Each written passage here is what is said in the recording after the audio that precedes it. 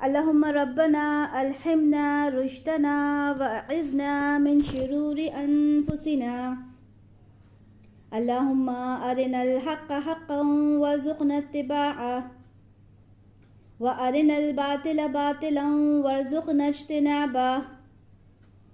اللهم ارحمنا بالقرآن العظيم واجعله لنا إماما وهدى ورحمة. اللهم ذكرنا منه ما نسينا وعلمنا منه ما جهلنا وارزقنا تلاوته آناء الليل وأطراف النهار واجعله لنا حجة يا رب العالمين. آمين. رب اشرح لي صدري ويسر لي أمري واحلل عقدة من لساني يفقه قولي. أعوذ بالله من الشيطان الرجيم. بسم الله الرحمن الرحيم. إذا جاء نصر الله والفتح ورأيت الناس يدخلون في دين الله أفواجا فسبح بحمد ربك واستغفر إنه كان توابا. آج ہم سورہ نصر کی تفسیر کریں گے. اللہ تعالیٰ سے دعا ہے کہ وہ ہمیں سننے کے ساتھ ہمیں عمل کرنے کی بھی توفیق عطا فرمائے. اس سورہ میں اللہ تعالیٰ نے عظیم بشارت ہمیں دی ہے، خوشخبری ہمیں دی ہے. یہ سورہ ترتیب کے حساب سے 110th سورہ ہے. قرآن کی ترتیب کے حساب سے 110th سورہ ہے اور نزول کے اعتبار سے یہ آخری مکمل سورہ ہے. اس کے بعد کچھ آیات ضرور نازل ہوئی ہیں، لیکن مکمل سورہ کے اعتبار سے یہ آخری سورہ ہے جو آپ صلی اللہ علیہ وسلم پر نازل ہوئی. یہ مدنی سورہ ہے. اس میں 3 آیات ہیں اور 1 رکوع ہے. جیسا کہ ہم نے کل جب ترجمہ سیکھا تھا تب ہم نے یہ دیکھا تھا کہ اس میں 3 آیات ہیں اور 1 رکوع ہے، اور الحمدللہ آپ سب نے بہت اچھے سے اس کے ترجمے کو پڑھا تھا، سمجھا تھا، اور امید کرتی ہوں کہ آپ نے بہت اچھے سے اسے یاد بھی کر لیا ہوگا. اب اس سورہ سے ریلیٹڈ میں نے کچھ پورشن ہیں جو تفہیم القرآن سے لیا ہے، اسے میں آپ کے سامنے رکھنے لگی ہوں. کہ حضرت عبداللہ بن عمر رضی اللہ تعالی عنہ سے مروی ہے کہ یہ سورہ حجۃ الوداع کے موقع پر ایام تشریق کے وسط میں مقام منی نازل ہوئی. ٹھیک ہے، یہ تفہیم القرآن سے لیا ہوا پورشن ہے جس میں عبداللہ بن عمر رضی اللہ تعالیٰ عنہ کی روایت ہے کہ یہ حجۃ الوداع کے موقع پر ایام تشریق کے وسط، اس کے بیچ میں مقام منی میں نازل ہوئی. اور اس کے بعد رسول اللہ صلی اللہ علیہ وسلم نے اپنی اونٹنی پر سوار ہو کر اپنا مشہور خطبہ ارشاد فرمایا. بیاقی نے کتاب الحج میں حضرت سرہ بنت بہتان کی روایت سے وہ خطبہ نقل کیا جو آپ صلی اللہ علیہ وسلم نے اس موقع پر ارشاد فرمایا. وہ کہتی ہیں کہ میں نے حجۃ الوداع میں حضور صلی اللہ علیہ وسلم کو یہ فرماتے سنا کہ لوگوں جانتے ہو کہ یہ کون سا دن ہے؟ لوگوں نے عرض کیا کہ اللہ اور اس کے رسول کو زیادہ علم ہے. دیکھیں جو صحابی تھے ان کا یہ طریقہ ہوتا تھا کہ وہ اگر جواب معلوم ہوتا تھا تو بتا دیا کرتے تھے، ادروائز ایک احترام ان کا رہتا تھا اور وہ اسی طرح سے جواب دیا کرتے تھے کہ اللہ اور اس کے رسول کو زیادہ علم ہے. تو رسول اللہ صلی اللہ علیہ وسلم نے فرمایا کہ یہ ایام تشریق کے بیچ کا دن ہے۔ پھر آپ صلی اللہ علیہ وسلم نے پوچھا کہ جانتے ہو یہ کون سا مقام ہے؟ تو سیم وہی انداز کہ لوگوں نے عرض کیا کہ اللہ اور اس کے رسول کو زیادہ علم ہے۔ تو آپ صلی اللہ علیہ وسلم نے فرمایا یہ مشعر حرام ہے۔ پھر حضور صلی اللہ علیہ وسلم نے فرمایا کہ میں نہیں جانتا کہ اس کے بعد شاید میں تم سے نہ مل سکوں، خبردار رہو، تمہارے خون اور تمہاری عزتیں ایک دوسرے پر اسی طرح حرام ہیں جس طرح یہ دن اور یہ مقام حرام ہے، یہاں تک کہ تم اپنے رب کے سامنے حاضر ہو اور وہ تم سے تمہارے عمل کے بارے میں سوال کریں۔ یہ خطبے کے الفاظ ہیں، تفہیم القرآن سے لیے ہیں اور میں اسے ایز اٹ از آپ کے سامنے رکھ رہی ہوں، ٹھیک ہے، کہ وہ تم سے تمہارے عمل کے بارے میں سوال کریں۔ سنو، یہ بات تم میں سے قریب والا دور والے تک پہنچا دے۔ سنو، کیا میں نے تمہیں سمجھا دیا؟ اس کے بعد جب ہم لوگ مدینہ واپس ہوئے تو کچھ زیادہ دن نہ گزرے تھے کہ آپ صلی اللہ علیہ وسلم کا انتقال ہو گیا۔ تو یہ جو خطبہ ہے جس کے بارے میں نے آپ کو تھوڑا سا بتایا، اس خطبے میں آپ صلی اللہ علیہ وسلم نے صرف اہل مکہ سے ہی نہیں بلکہ ساری دنیا کے تمام دنیا کے لوگوں سے وہ مخاطب ہوئے اور ان سے یہ خطبہ ارشاد فرمایا، جو آج بھی تاریخ کی کتابوں میں سنہرے حروف میں لکھا ہوا ہے۔ ایسا لائے عمل عطا فرمایا، زندگی گزارنے کا ایسا طریقہ فرمایا جو آج بھی اگر بیان کریں تو لگتا ہے جیسے کہ یہ آج کے دور کے لیے ہے۔ اچھا، یہ جو سورہ ہے سورہ نصر، یہ حضور صلی اللہ علیہ وسلم کے آخری زمانے میں یعنی ان کی وفات سے کچھ عرصہ پہلے نازل ہوئی، اور اس کی دلیل ہمیں بہت ساری احادیث سے ملتی ہے، ٹھیک ہے۔ تو سب سے پہلے تو آپ کے ساتھ شیئر کی جائے گی صحیح بخاری کی حدیث ہے 4294، ٹھیک ہے، آپ لوگوں کے ساتھ گروپ میں انشاءاللہ تعالی شیئر بھی کر دی جائے گی۔ صحیح بخاری کی حدیث 4294، جس میں حضرت ابن عباس رضی اللہ تعالیٰ عنہ روایت کرتے ہیں کہ جو حضرت عمر رضی اللہ تعالیٰ عنہ تھے وہ انہیں اپنی مجلس میں بلا لیا کرتے تھے۔ کسے؟ حضرت ابن عباس رضی اللہ تعالیٰ عنہ کو۔ اور اس مجلس کے اندر موسٹلی جو بزرگ صحابہ تھے وہ ہوا کرتے تھے، وہ بیٹھے رہا کرتے تھے۔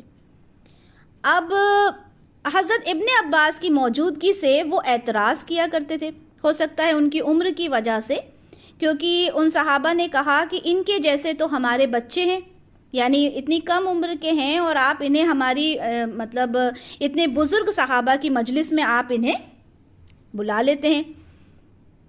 تو حضرت عمر نے اس کا جواب کیسے دیا وہ سنیں کہ حضرت عمر نے اذا جاء جو سورت ہے اس کے بارے میں پوچھا، اس کو پڑھا اور پوچھا کہ اس سورہ کے بارے میں آپ لوگوں کا کیا خیال ہے۔ اچھا، کچھ صحابہ نے کہا کہ اس میں حمد و ثنا بیان کی گئی ہے اور استغفار ہے، جیسے آپ لوگوں نے کل ترجمہ پڑھا، اس میں ثنا بیان کی ہے، حمد بیان کی اللہ تعالیٰ کی، اور استغفار ہے۔ کچھ نے کہا کہ ہمیں اس کے متعلق کچھ نہیں پتا، مطلب ہم کچھ نہیں جانتے، جبکہ کچھ لوگ خاموش رہے، کچھ نے کوئی جواب نہیں دیا۔ تو عمر رضی اللہ تعالیٰ عنہ نے حضرت ابن عباس رضی اللہ تعالیٰ عنہ سے سوال کیا کہ آپ بھی یہی سوچتے ہیں؟ آپ کو بھی یہی لگتا ہے کہ اس کے اندر صرف حمد و ثنا ہے اور استغفار ہے؟ تو حضرت ابن عباس رضی اللہ تعالیٰ عنہ نے کہا کہ نہیں، بالکل نہیں، بلکہ یہ رسول اللہ صلی اللہ علیہ وسلم کی وفات کی نشانی ہے، اس لیے اب آپ اپنے رب کی حمد اور تسبیح اور اس کی مغفرت طلب کیجیے۔ تو حضرت عمر رضی اللہ تعالیٰ عنہ نے کہا کہ جو کچھ تم نے کہا میں بھی وہی سمجھتا ہوں۔ تو دیکھیں اس حدیث سے کیا پتہ چلا کہ یہ رسول اللہ صلی اللہ علیہ وسلم کی وفات کی نشانی ہے۔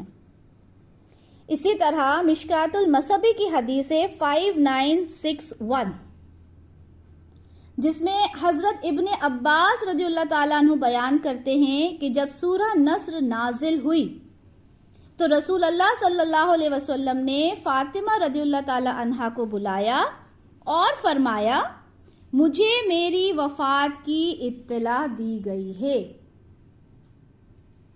تو کیا پتہ چلتا ہے ہمیں اس سے کہ آپ صلی اللہ علیہ وسلم کے آخری زمانے کی یہ سورہ ہے۔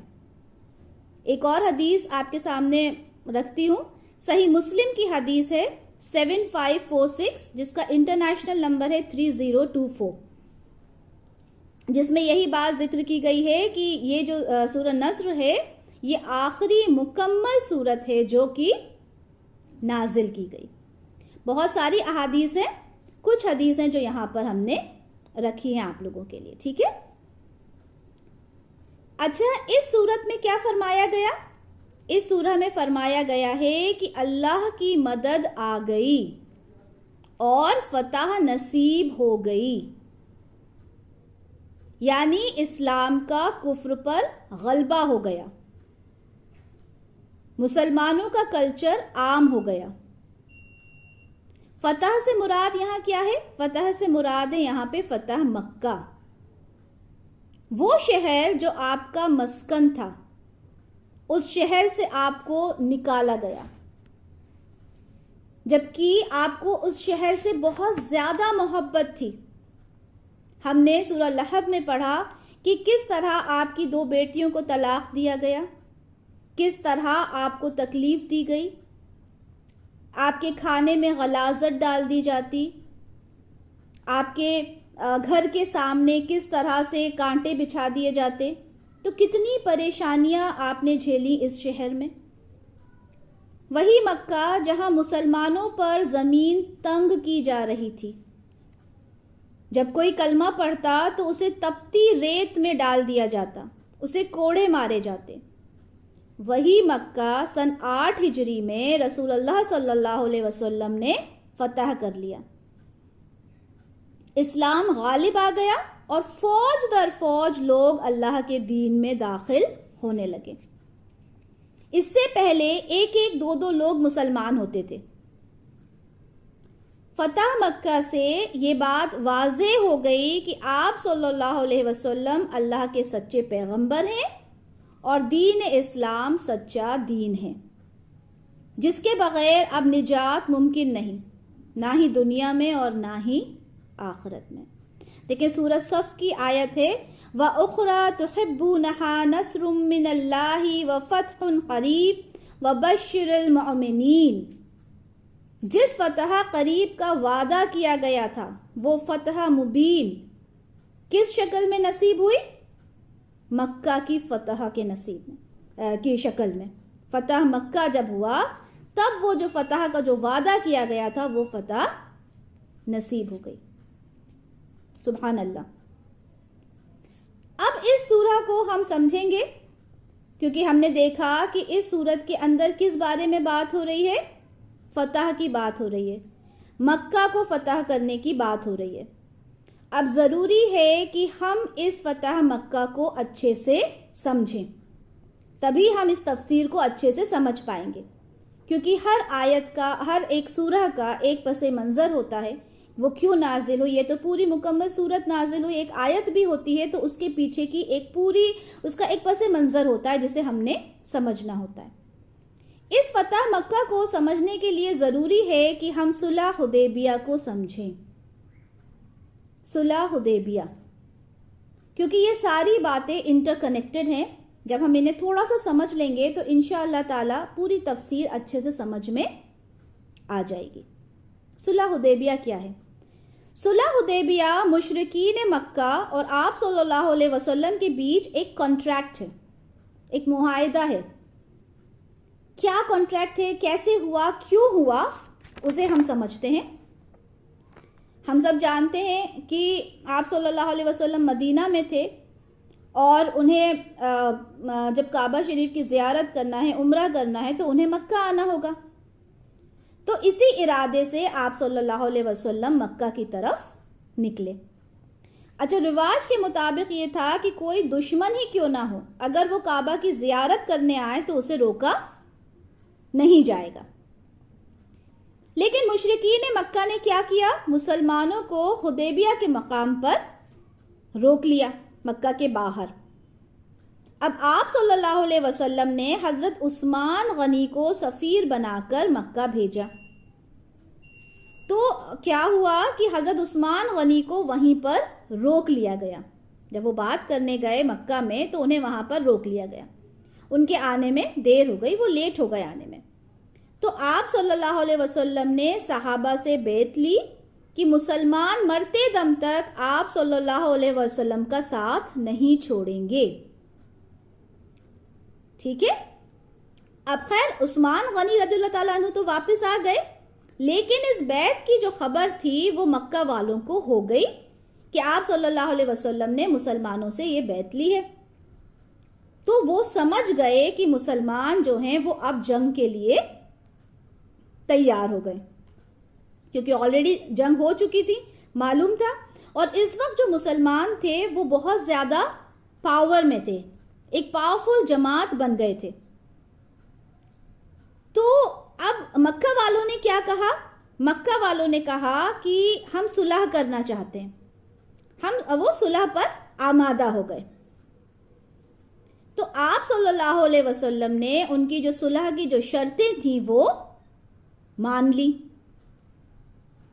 اب آپ ذرا غور کریں کہ اس وقت جو مسلمان تھا، اس وقت کا مسلمان بہت طاقتور ہو چکا تھا.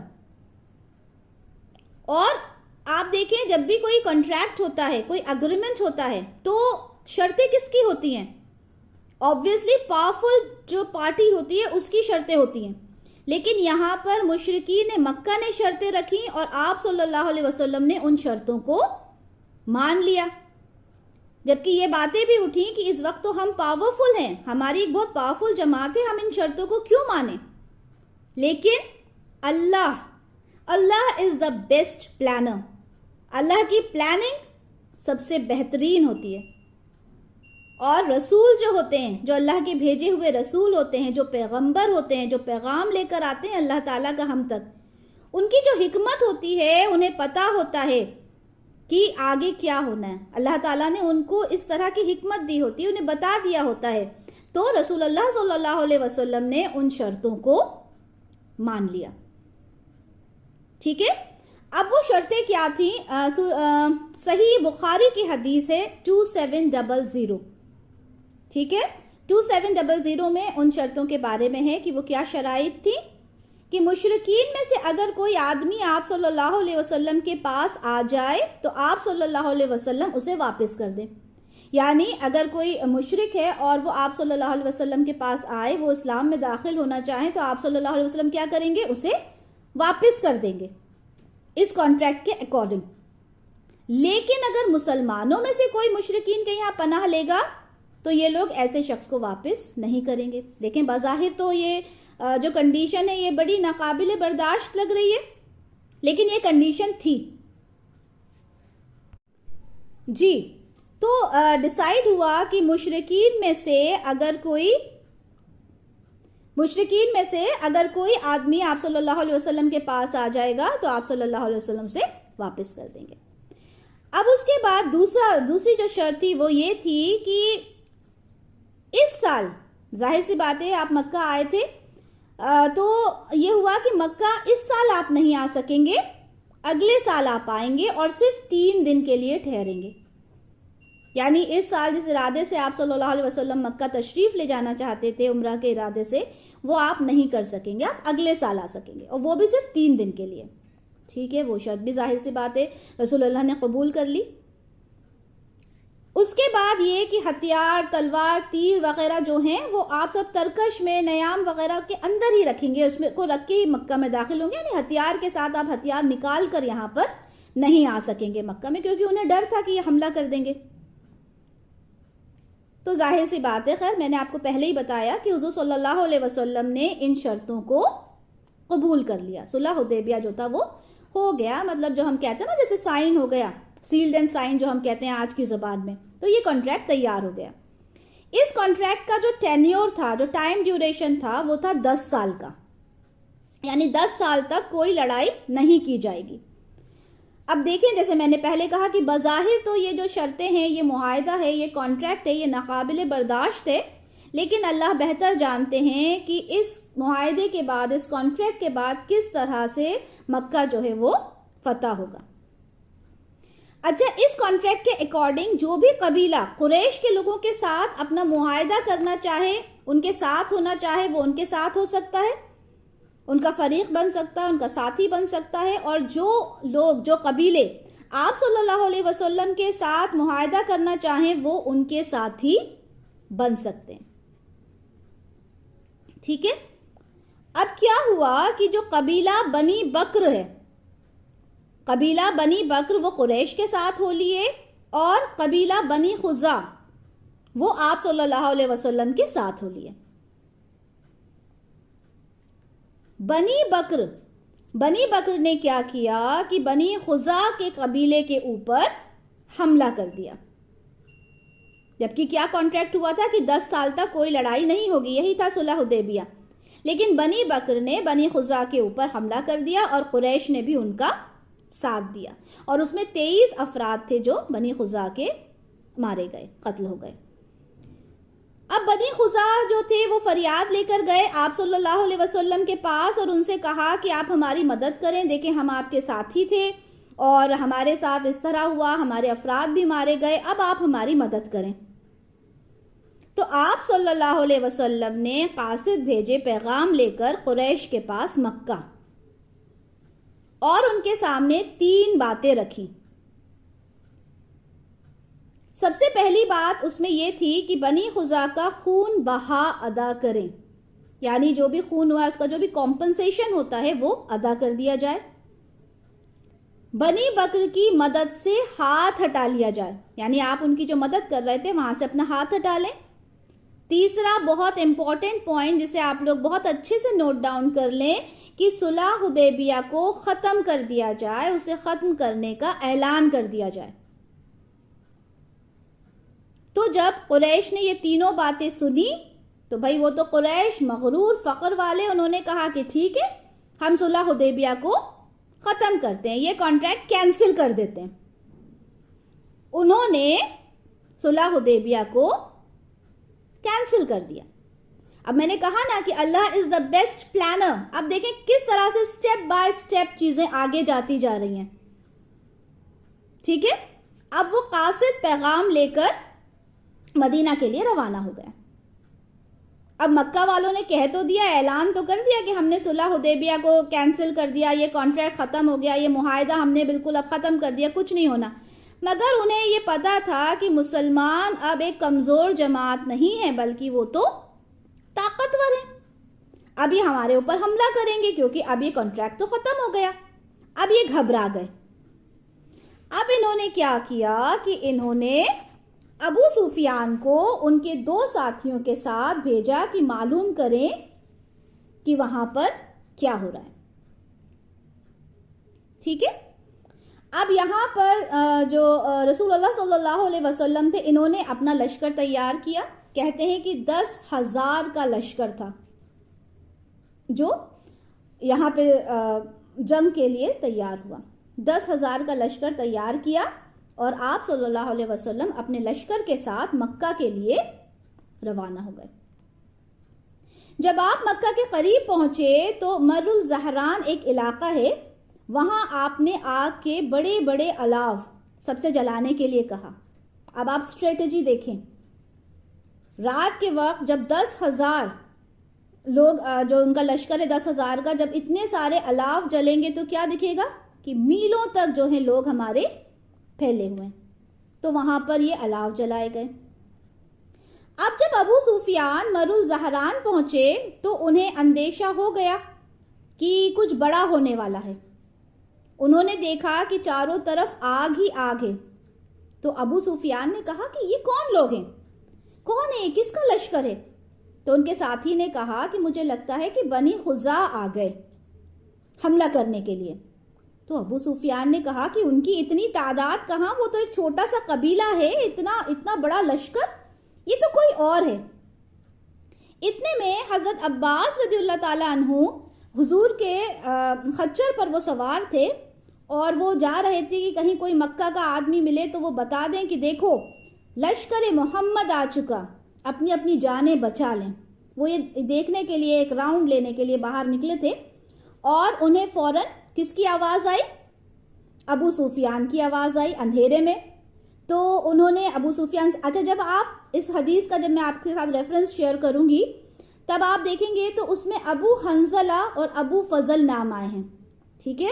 تو ابو حنظلہ ابو سفیان کی کنیت ہے اور ابو فضل حضرت عباس رضی اللہ تعالیٰ عنہ کی کنیت ہے، ٹھیک ہے؟ جیسے کہ ہم پڑھ چکے ہیں کہ بہت سارے نام سے جو عربز ہیں ایک دوسرے کو بلایا کرتے تھے۔ خیر، تو انہوں نے کہا کہ ابو سفیان افسوس کہ تمہیں، دیکھیں کہ رسول اللہ صلی اللہ علیہ وسلم یہ لوگوں کے ساتھ ہیں، اب دیکھیں کہ قریش کی باری آ گئی ہے، یعنی اب قریش کا وقت آ گیا ہے، اب تو اللہ ہی جانتا ہے کہ کیا ہونا ہے۔ تو ابو سفیان نے کیا کہا کہ اس سے بچنے کے لیے میں کیا کروں؟ وہ ڈر گئے جب انہوں نے دیکھا اتنا بڑا لشکر ہے، تو انہوں نے کہا کہ میں اس سے کیسے بچوں، میں کیا کروں؟ تو حضرت عباس نے کہا کہ آپ میرے ساتھ میرے خچر پر بیٹھ جائیں اور میں آپ کو رسول اللہ صلی اللہ علیہ وسلم کے پاس لے کر چلتا ہوں اور وہاں پر جا کر امان طلب کروں گا۔ انہوں نے کہا ٹھیک ہے۔ اب جیسے ہی وہ آگے گزرے تو حضرت عمر جو تھے، حضرت عمر رضی اللہ تعالیٰ عنہ وہاں سے قریب سے گزرے اور انہوں نے کیا دیکھا کہ ابو سفیان، اور ابو سفیان تو ظاہر سی بات ہے دشمنوں کے اس میں سے آئے تھے، دشمن تھے۔ تو انہوں نے کہا کہ اللہ کا دشمن اب یہ میرے قابو میں آ گیا، اور بھاگے ابو سفیان کے پیچھے۔ اب جب حضرت عباس نے انہیں دیکھا کہ حضرت عمر پیچھے ہیں تو انہوں نے اپنے خچر کو تیز دوڑایا اور تیز بھاگتے بھاگتے کہاں پہنچ گئے؟ رسول اللہ صلی اللہ علیہ وسلم کے پاس پہنچ گئے۔ اب دیکھیں یہ بھی ہونے والی بات ہے کہ پہلے حضرت عباس پہنچے، حضرت عمر بعد میں پہنچے، ہے نا؟ تو وہاں پہنچ گئے اور حضرت عباس کہنے لگے کہ یا رسول اللہ، ابو سفیان کو میں نے پناہ دی ہے، میں ان کو پناہ دے چکا ہوں۔ اتنی بات انہوں نے پہلے رکھ دی اپنی۔ اس کے بعد حضرت عمر رضی اللہ تعالیٰ عنہ آئے اور انہوں نے کہا کہ یا رسول اللہ، یہ اللہ کا دشمن ہے، آپ مجھے اجازت دیں میں اس کی گردن اڑا دوں۔ اچھا، بہت بڑا کانورسیشن ہے، جب آپ حدیث اس میں دیکھیں گے تو آپ کو بہت ساری چیز واضح ہو جائیں گی، اس کے ریفرنسز بھی شیئر ہو جائیں گے آپ کے ساتھ۔ تو خیر، اللہ کے رسول نے کہا کہ حضرت عباس سے کہ آپ جائیں، انہیں اپنے خیمے میں لے جائیں، صبح بات کرتے ہیں۔ تو اب جب صبح ہوئی تو جو رسول اللہ صلی اللہ علیہ وسلم کے پاس ابو سفیان کو لایا گیا۔ تو اللہ کے رسول نے کیا کہا کہ ابو سفیان افسوس، کیا تمہیں ابھی بھی معلوم نہیں ہوا کہ اللہ کے سوا کوئی سچا معبود نہیں اور میں اللہ کا رسول ہوں؟ تو ابو سفیان نے کہا کہ مجھے ابھی بھی کچھ شک ہے۔ کیا کہا؟ ابھی بھی مجھے کچھ شک ہے، کیونکہ حضرت عباس انہیں لے کر آئے تھے۔ تو حضرت عباس نے کیا کہا کہ میں تمہاری گردن اڑا دوں گا، میں تمہیں مار ڈالوں گا، ابھی بھی تم اسلام لے آؤ اور لا الہ الا اللہ محمد رسول اللہ کی گواہی دے دو۔ تب ابو سفیان نے گواہی دی اور وہ مسلمان ہو گئے۔ اچھا، اب حضرت عباس رضی اللہ تعالیٰ عنہ نے کہا کہ ابو سفیان جو ہیں وہ فخر پسند ہیں، انہیں فخر پسند ہے، تو رسول اللہ سے کہا کہ آپ ان کے لیے کوئی خاص بات فرما دیجئے، جو یہ مکہ جائیں تو لوگوں سے کہیں، یہ ظاہر سی بات ہے اسلام قبول کر کے جا رہے ہیں۔ تو حضور صلی اللہ علیہ وسلم نے کہا کہ جو شخص ابو سفیان کے گھر میں داخل ہوا وہ امن میں ہے۔ دیکھیں سبحان اللہ، اللہ کے رسول وہ چاہتے تو کہتے کہ چلیں انہوں نے اسلام قبول کر لیا، یہ تو ابھی دشمن تھے اللہ کے، سب کچھ نہیں، بلکہ کتنی خوبصورتی کے ساتھ انہوں نے کہا کہ جو شخص ابو سفیان کے گھر میں داخل ہوا وہ امن میں ہے، جس شخص نے اپنا دروازہ بند کر لیا وہ امن میں ہے، جو مسجد میں داخل ہو گیا وہ امن میں، کیونکہ جو رسول اللہ ہیں وہ بے وجہ تو خون نہیں بہانا چاہتے تھے نا، وہ چاہتے تھے کہ امن کے ساتھ ہی جو مکہ ہے وہ فتح ہو جائے۔ اب جب ابو سفیان جانے کے لیے واپس مڑے تو رسول اللہ صلی اللہ علیہ وسلم نے کہا کہ اسے تنگ گھاٹی میں روک لو تاکہ اللہ کے لشکر جب وہاں سے گزریں تو یہ دیکھیں فوج در فوج کس طرح سے یہ لشکر جا رہے ہیں، کم سے کم ابو سفیان کو بھی تو پتہ چلے۔ تو دیکھا ابو سفیان نے کہ لشکر ایک کے بعد ایک جاتے جا رہے تھے، قبیلے تھے جو گزر رہے تھے، ہاتھ میں ان کے جھنڈے تھے، اور جب کوئی قبیلہ گزرتا تو ابو سفیان پوچھتے یہ کون ہے؟ حضرت عباس بتاتے کہ یہ فلاں قبیلہ ہے، فلاں لشکر ہے۔ تو ابو سفیان کہتے مجھے کیا کرنا؟ ایسی قبیلے گزرتے گئے حتیٰ کہ رسول اللہ صلی اللہ علیہ وسلم اپنا بڑا سا لشکر لے کر گزرے، مہاجرین انصار سب ان کے ساتھ تھے۔ ابو سفیان نے کہا واللہ تمہارے بھتیجے کی بادشاہت تو عظیم ہے۔ حضرت عباس سے کہا کہ یہ بادشاہت تو ان کی عظیم ہے۔ تو حضرت عباس نے کہا ابو سفیان تم ابھی بھی نہیں سمجھے، یہ بادشاہت نہیں، یہ تو نبوت ہے۔ کتنی خوبصورت بات ہے نا۔ اس کے بعد کیا ہوا کہ ابو سفیان وہاں سے چل کر اپنی قوم کے پاس واپس آ گئے، یعنی مکہ واپس آ گئے، اور ظاہر سی بات ہے اب وہ اسلام لے کر آ گئے تھے اور انہوں نے دیکھ بھی لیا تھا کہ ان کا جو لشکر ہے وہ کتنا بڑا ہے۔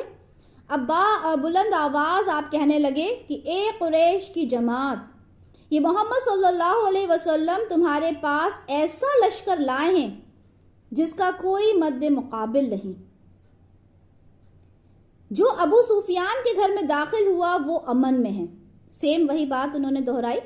جس نے اپنے گھر کا دروازہ بند کر لیا وہ امن میں ہے، جو مسجد کی طرف داخل ہو گیا وہ امن میں ہے۔ تو لوگوں نے کیا کیا؟ وہ اپنے گھروں میں مسجد کی طرف جا کے انہوں نے اپنے آپ کو چھپا لیا، وہ کیونکہ انہیں امن چاہیے تھا۔ گویا کہ بغیر کسی بڑی لڑائی کے مکہ فتح ہو گیا۔ اب آپ جب مکہ میں داخل ہوئے تو خانہ کعبہ کے چاروں طرف 360 بت تھے۔ آپ کے ہاتھ میں ایک چھڑی تھی جسے آپ صلی اللہ علیہ وسلم ان بتوں پر مارتے اور فرماتے تھے وَقُلْ جَاءَ الْحَقُّ وَزَهَقَ الْبَاطِلُ إِنَّ الْبَاطِلَ كَانَ زَهُوقًا، کہ حق آ چکا اور باطل مٹ گیا، اور باطل تو تھا ہی مٹنے کی چیز۔ تو دیکھا کس طرح سے مکہ فتح ہوا۔ یہ جتنی بھی میں نے آپ کو ابھی باتیں بتائی ہیں اس کا ریفرنس آپ کو سلسلۃ الصحیحہ کی 2199، مسند احمد کی 5130، صحیح بخاری کی 4280، صحیح بخاری کی 2478 سے آپ کو ان کے ریفرنسز مل جائیں گے۔ ان ساری جگہوں سے یہ پوائنٹس جو ہیں وہ کمپائل کیے گئے ہیں۔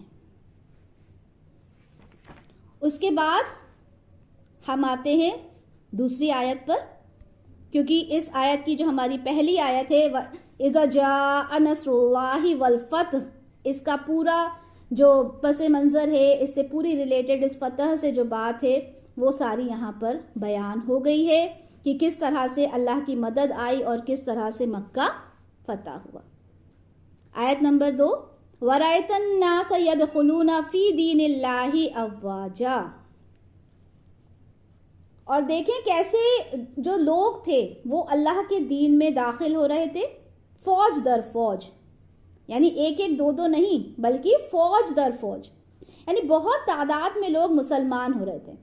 کہتے ہیں کہ صرف یمن سے 700 لوگ مسلمان ہو کر آپ کے پاس پہنچے، جو راستے میں اذان دیتے ہوئے اور قرآن پڑھتے ہوئے آ رہے تھے۔ جو لوگ اسلام کو چھپائے ہوئے تھے، قریش جو مکہ کے جو لوگ تھے ان کی وجہ سے اسلام کو چھپائے ہوئے تھے، جیسے ہی مکہ فتح ہوا اسلام میں انہوں نے داخل ہونا شروع کر دیا۔ 8 ہجری کو مکہ فتح ہوا تھا اور 9 ہجری میں یعنی 1 سال کے اندر بہت سارے لوگ اسلام کا اظہار کرتے ہوئے مدینہ پہنچے، اور اس لیے سن 9 ہجری کو عام الوفود کہا جاتا ہے۔ اور یہ سلسلہ چل پڑا کہ ہر قبیلے کے کچھ لوگ مدینہ جاتے، وہاں رہتے، دین کو سیکھتے اور واپس آ کر لوگوں کو سکھاتے۔ یہی طریقہ اختیار کیا گیا آئندہ کی لوگوں کی تعلیم کے لیے۔ وَرَأَيْتَ النَّاسَ يَدْخُلُونَ فِي دِينِ اللَّهِ أَفْوَاجًا۔ آیت نمبر 3، فَسَبِّحْ بِحَمْدِ رَبِّكَ وَاسْتَغْفِرْهُ إِنَّهُ كَانَ تَوَّابًا۔ دیکھیں عام طور پر جب فتح ملتی ہے تو اس کا جشن کیسے مناتے ہیں؟ ایک طوفان بدتمیزی برپا ہو جاتی ہے، ناچ گانے ہونے لگتے ہیں، ایک انسان کے اندر غرور آ جاتا ہے، فخر آتا ہے، ہم جیت گئے ہیں، ہم غالب ہو گئے، ہم تو بہت اعلیٰ ہیں کیونکہ ہم جیت گئے ہیں. یہی ہوتا ہے نا، کیونکہ ہم تو جشن منائیں گے نا، ہم جیت گئے ہیں. تو یہاں کیا فرمایا گیا؟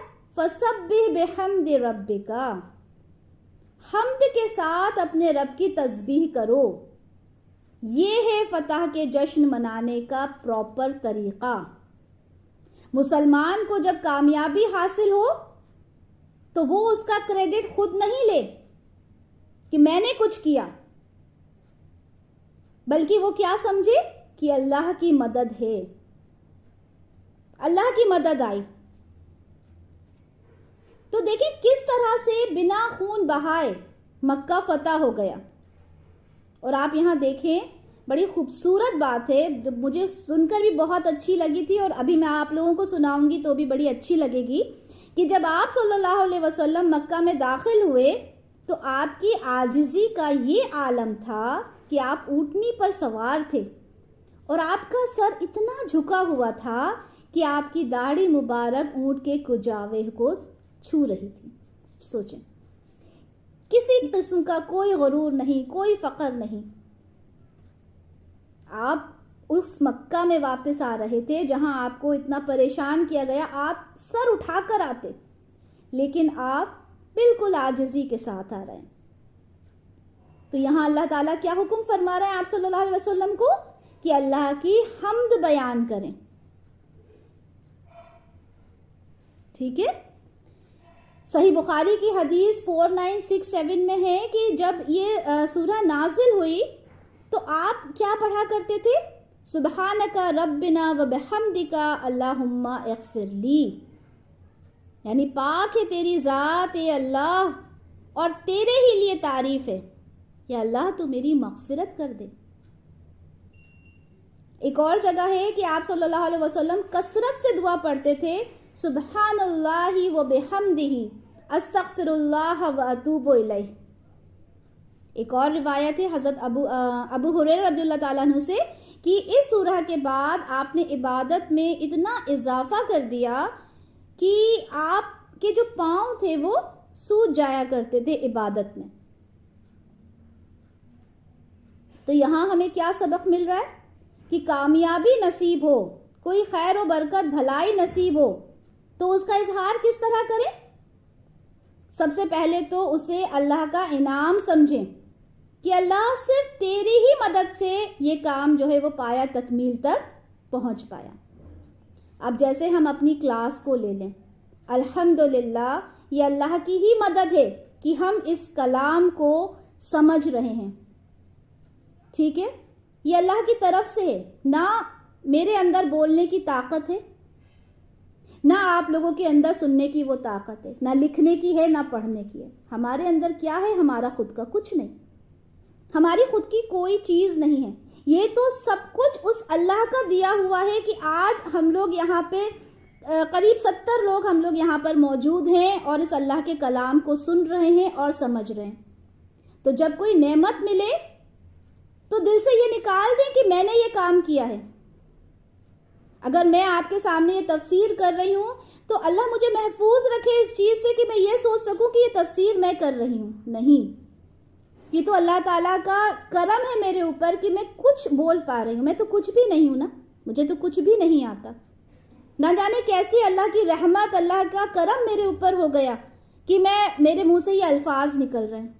تو مجھے تو اور زیادہ استغفار کرنا چاہیے کہ اللہ میرے منہ سے کوئی ایسی بات نہ نکل جائے جو غلط ہو، یا مجھے کوئی غرور نہ ہو جائے کہ میں کچھ کہہ پا رہی ہوں.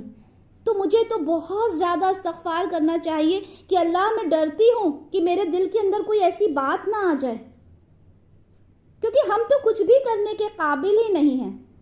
ہمیں کیا کرنا ہے؟ ہمیں زیادہ سے زیادہ اللہ کی تسبیح اور استغفار کرنا ہے. دیکھیں قرآن میں ہی ہے، ایک وقت تھا جب وعدہ کیا جا رہا تھا اللہ کی طرف سے کہ اللہ کی مدد قریب ہے. جب مکہ کے حالات بہت سخت تھے، لوگ گھبرا رہے تھے اور آپ سے پوچھتے تھے کہ اللہ کے رسول صلی اللہ علیہ وسلم اللہ کا وعدہ کب پورا ہوگا، کب اللہ کی مدد آئے گی، تو آپ ٹیک لگا کر بیٹھے ہوئے تھے. آپ اٹھ کر بیٹھ گئے اور فرمایا کہ تم سے پہلے لوگوں پر ایسی ایسی تکلیفیں گزری، ان کے جسم پر آرے رکھ کر جسم کے 2 ٹکڑے کر دیے، ان کے جسم پر لوہے کی کنگھیاں پھیری گئیں.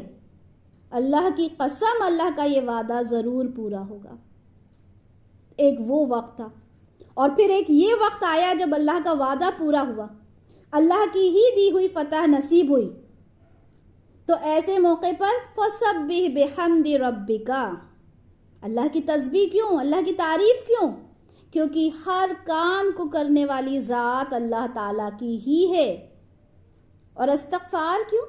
جبکہ سورہ فتح میں اللہ تعالیٰ نے صاف کہہ دیا تھا رسول اللہ سے کہ آپ کے اگلے پچھلے سب گناہ معاف ہو گئے ہیں.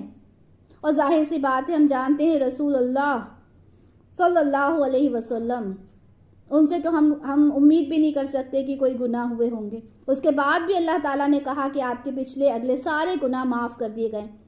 تو یہاں پر مقصد ہے ہمیں سکھانا، ہمیں سمجھانا مقصود ہے کہ انسان جو بھی نیکی کا کام کرے تو کبھی نہ کبھی کوئی نہ کوئی اس سے کوتاہی، کوئی نہ کوئی غلطی، کوئی کمی بیشی، کوئی بھول چوک ہو جاتی ہے.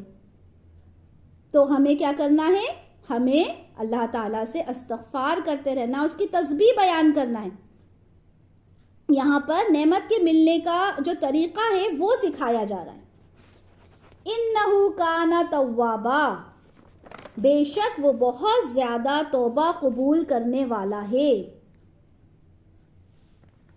یعنی توبہ کرنے والوں کی قدردانی کرنے والا ہے، وہ بہت زیادہ توبہ قبول کرنے والا ہے.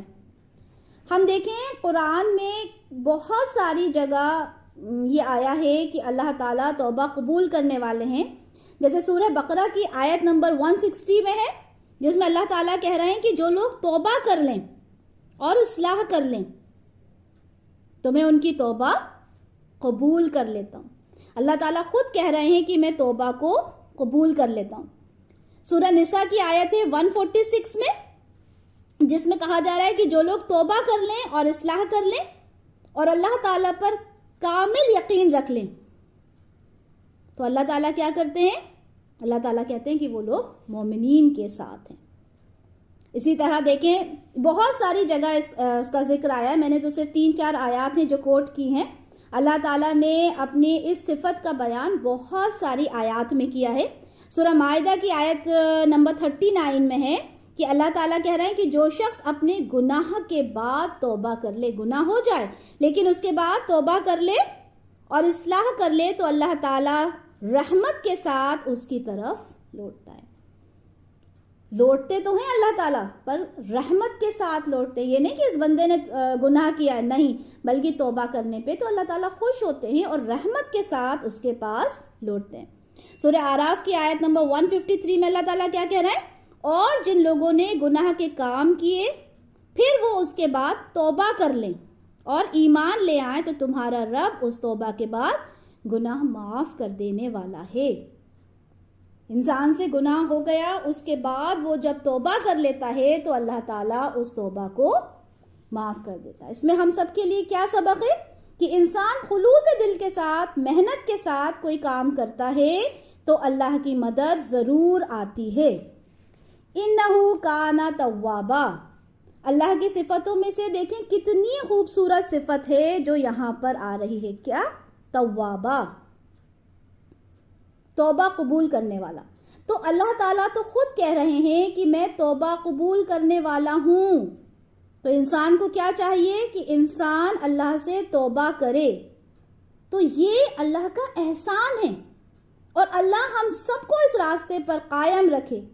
ہم سب اللہ سے دعا کریں اور استغفار کریں اور اس کی حمد و ثنا بیان کریں اور ان باتوں کو اپنے عمل میں لے کر آئیں، کیونکہ ہمیں صرف سننا ہی نہیں ہے بلکہ ہمیں ان باتوں کو اپنے عمل میں لے کر آنا ہے. اللہ تعالی ہم سب کو عمل کی توفیق عطا فرمائے. آمین. جزاک اللہ خیرا کثیرا واحسن الدنیا والآخرہ. بارک اللہ لی ولکم فی القرآن الکریم ونفعنی وإیاکم بما فیہ من الآیات و ذکر